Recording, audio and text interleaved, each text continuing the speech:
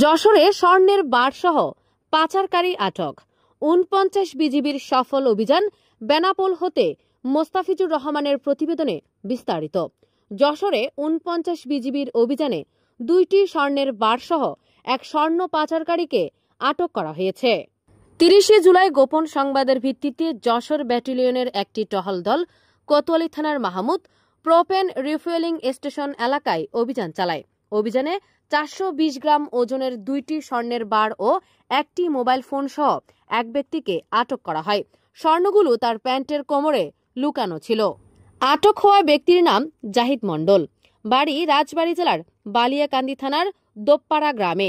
জিজ্ঞাসাবাদে সে জানায়, ঢাকার ধোলাইপাড় থেকে স্বর্ণ সংগ্রহ করে বেনাপোল সীমান্ত দিয়ে ভারতে পাচারের উদ্দেশ্যে নিয়ে যাচ্ছিল।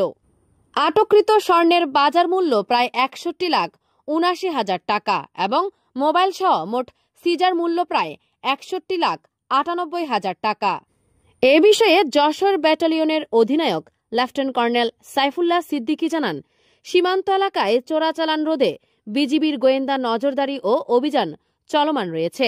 সীমান্তে চোরাচালান প্রতিরোধে বিজিবির এই ধরনের অভিযান ভবিষ্যতেও অব্যাহত থাকবে।